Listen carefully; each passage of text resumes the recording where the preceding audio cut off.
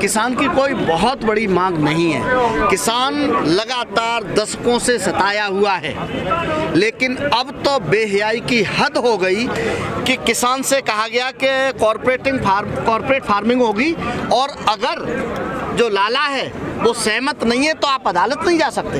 ये इस भारत में कानून बना रहे हैं कि आप अदालत नहीं जा सकते। आप बिचौलिए से, आर्बिट्रेटर से बात कराइए। आप जानते हैं 1.5 बीघे वाला किसान की क्या हैसियत है आर्बिट्रेटर तक जाने की और एसडीएम तक जाने की। और सवाल जहां एसडीएम का है, वो अंबानी का जो सीईओ होगा उसको सलूट करेगा एसडीएम, तो किसकी मानेगा? एक बात। दूसरी बात, हम वहीं जड़ पर आना चाहते हैं। हम कहते हैं कि प्रधानमंत्री कहते हैं कि हमारा जो दिल है ना, वो बिल्कुल गंगा जल की तरह पवित्र है, धुला हुआ है। हमारी मंशा किसान की उपज 2 गुने करने की है, हमने मान लिया। आपने जो काले कानून जो 3 बनाए हैं, उसमें नीचे ये लिख दीजिए कि एमएसपी से नीचे जो भी खरीद होगी, एमएसपी से नीचे खरीदता हुआ कोई व्यक्ति अगर पाया गया तो उसको कानूनी कार्रवाई होगी और जेल जाएगा। एक लाइन क्यों नहीं लिख रहे उसके नीचे? नंबर 1। नंबर 2, हम ये कहना चाहते हैं कि स्वामीनाथन आयोग के लिए ये तो संसद में लड़ते थे। स्वामीनाथन आयोग की रिपोर्ट आ गई है, न मुझसे पूछना है, ना आपसे पूछना है, ना किसी से पूछना है। एक आयोग का गठन हुआ, करोड़ों रुपया उस पर खर्च हुआ, कई वर्ष उसमें बाद हुए। जब वो रिपोर्ट आ गई है तो स्वामीनाथन आयोग ने रिपोर्ट दी थी कि किसान की निकाई, किसान की भराई, किसान की गुड़ाई, किसान की फसल की दवाई, उसकी खाद, उसका पानी, और सबसे महत्वपूर्ण जो स्वामीनाथन आयोग ने कहा वो ये कहा कि जो किसान स्वयं, उसकी पत्नी, उसके मासूम बच्चे पौ फटते ही 3 बजे 4 बजे से सुबह चले जाते हैं और खेत में काम करते हैं। उनको पता नहीं होता कि 9 बजे लौटेंगे या रात को 10 बजे लौटेंगे। उसकी मेहनत की कीमत एमएसपी में जोड़िए, ये चाहता है किसान। आप पत्रकार हैं, आपको तनख्वाह मिलती है, मैं वकील हूँ, मैं पैसा जो मेहनत करता हूँ उसका पैसा लेता हूँ, सरकारी कर्मचारी अपनी तनख्वाह लेता है, व्यापारी अपना फायदा लेता है, और किसान से कहते हो कि तुम्हारी मेहनत का पैसा तुम्हें नहीं मिलेगा।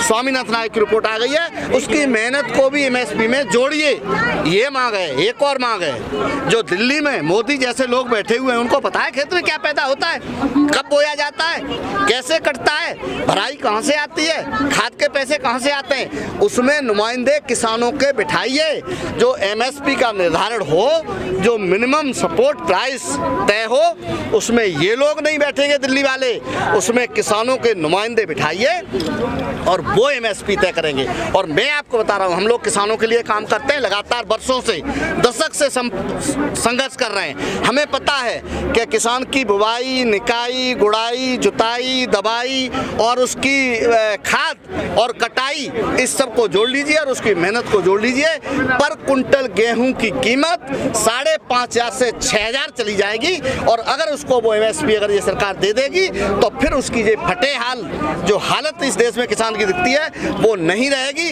किसान की यही मैं वही कंक्लूड करने आ रहा हूँ, एमएसपी को लीगलाइज कीजिए, एमएसपी से नीचे जो खरीदेगा उसे जेल भेजिए, नंबर 1।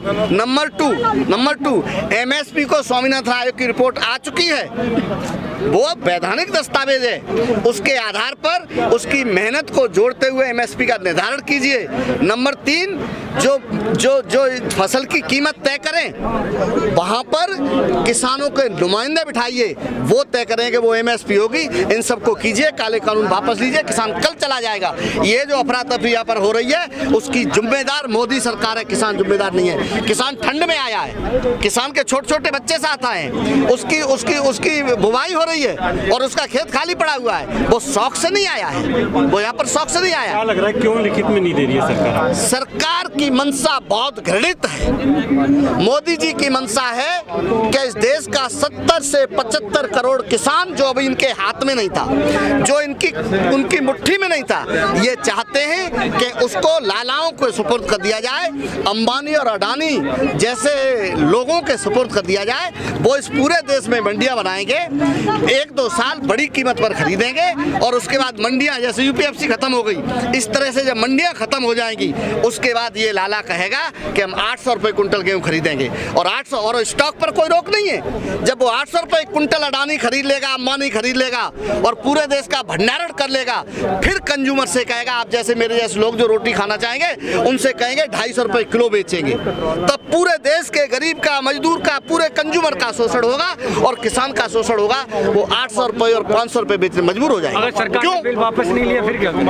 आर पार की लड़ाई होगी। सरकार, एक चीज और कहना चाहता हूँ आपके माध्यम से मैं ये कहना चाहता हूँ कि किसान किसी हड़बड़ी में नहीं है, किसान उग्र नहीं है, किसान यहाँ पर पहरा दे रहा है रात को कि कुछ ऐसे सामाजिक तत्व आंदोलन को बिगाड़ दें। किसान तैयार होके आया है, भूखा रहना उसे आता है, क्योंकि आपने हालात ऐसे पैदा करके रखे हैं कि किसान को भूखा रहना पड़ता है और उसे भूखे रहने की आदत है। वो यहाँ पर अगर उसे भूखा भी रहना पड़ेगा। वैसे तैयारियां हैं, सारा राशन पानी लेकर आए हैं। जितने दिन बढ़ते जाएंगे उतना उतना आंदोलन बड़ा होता जाएगा। मैं फिर एक बार भारत सरकार से अपील करना चाहता हूँ, प्रार्थना करना चाहता हूँ, जो राजमाइश इस अन्नदाता से नहीं करे। स्वामीनाथन रिपोर्ट की आपने बात की, स्वामीनाथन लगता है कि आपको भी सरकार जो है आपकी सामान्य मांगे नहीं मान रही है, वो स्वामीनाथन आयोग की जो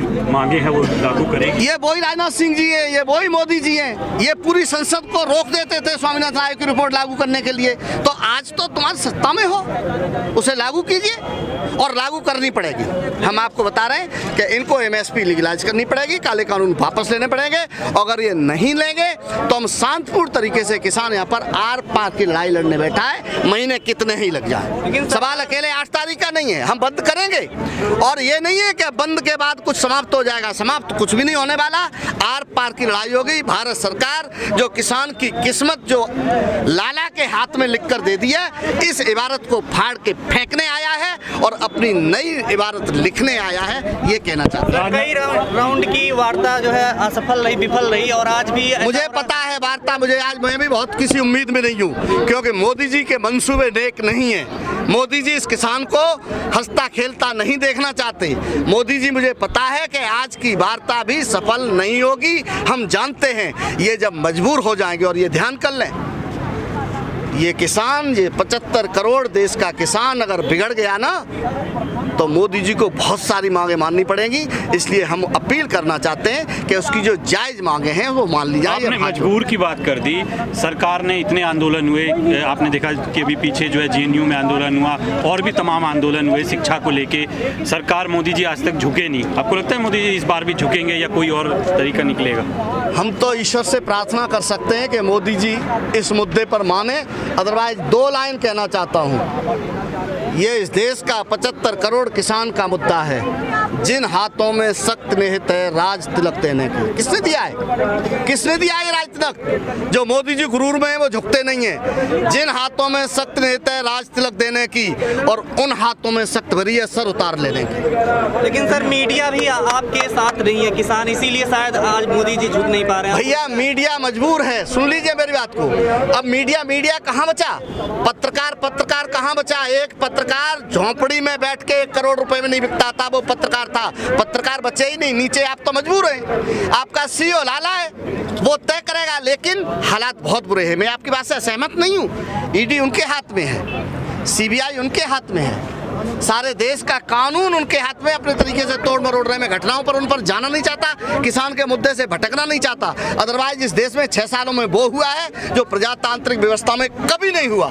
कोर्ट अदालत उनके हाथ में, किसान जानता है, हम जानते हैं, हम इस बात को जानते हैं कि अदालत उनकी है, मीडिया उनका है, ED उनकी है, CBI उनकी है, ताकत उनकी है, वो देश के प्रधानमंत्री हैं, ये हम जानते हैं। लेकिन ये ध्यान कर लें कि अति कभी इस देश में किसी की चली नहीं है। ये अतिवाद से बाज आए और ये 75 करोड़ देश के किसान से टकराने से बाज आए। ये तो भोला है, ये गरीब है, ये मासूम है। अगर मासूम नहीं होता तो उत्तम खेती, मध्यम मौन, निश्चित चाकरी, भीख निदान, ये देश का राजा था जो आपने भिखारी बना दिया।